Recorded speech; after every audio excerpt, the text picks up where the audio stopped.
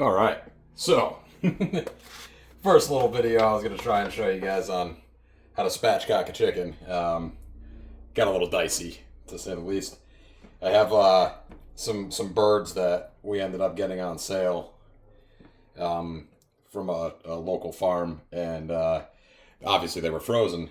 I thought them all the way out, and I guess I wasn't too lucky. But long story short, it ended up coming out a lot better than I thought it would. It was just really, really ugly compared to a pretty smooth, I guess, spatchcocking experience.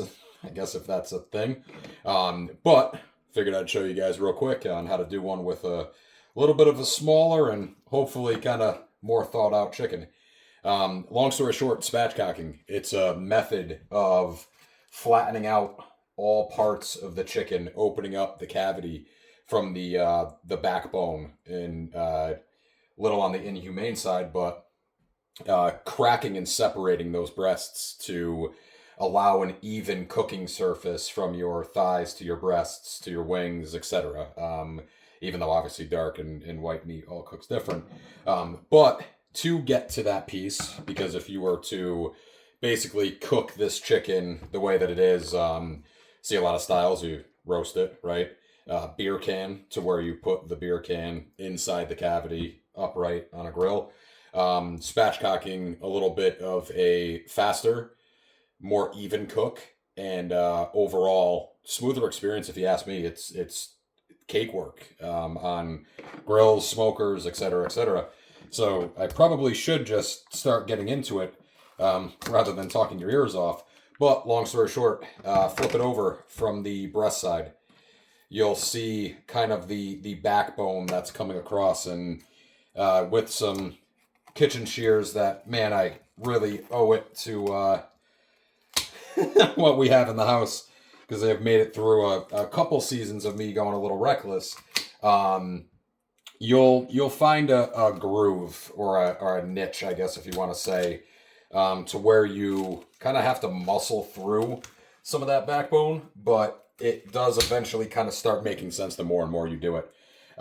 Yeah, it's a little rough. It takes a little bit, but as you break through, surprisingly enough, bones don't go everywhere. They stay together. You can kind of cut along it, and it will kind of guide you up that backbone to take it out. So I definitely feel like I should be using way better kitchen shears for this. But yeah, basically next to office scissors, it obviously gets the job done. So you work your way up along this backbone, and as I kind of stated, this is like a little bit of a rough version of how I would go about it. I'm having odd issues with where it is still frozen in the center cavity. So you'll see it's like a little clunky, but the whole process is too at the same time. So PETA obviously is not really engaged in this that much, but when you're ripping out a backbone out of something, yeah, I guess it's not pretty when you try to do it either way. But voila. You'll kind of see what I was talking about a little bit with that bone, rib style kind of piece. But that is what we needed to get to kind of open it up. This is the tough part because it still is frozen. So I've kind of found my niche on that first one to go through and clean it up a little bit more. But long story short, we are going to take said bird now, flip it over, kind of open it up a little bit, and we are going to press down and crack. What's up, Paige? Dog just came in the house. So yes, this was the part I was explaining a little bit about with the frozen part is kind of a little tough. I'm breaking away bloodsicles to find my open cavity, but once you get it, it is a little bit easier to go through. And anyway, we're really not too concerned about this one because it's going to go into pulled and shredded chicken, so we'll be good. But that pop was what we needed. You'll see your thighs start to come separated, depending on what you want to do with those.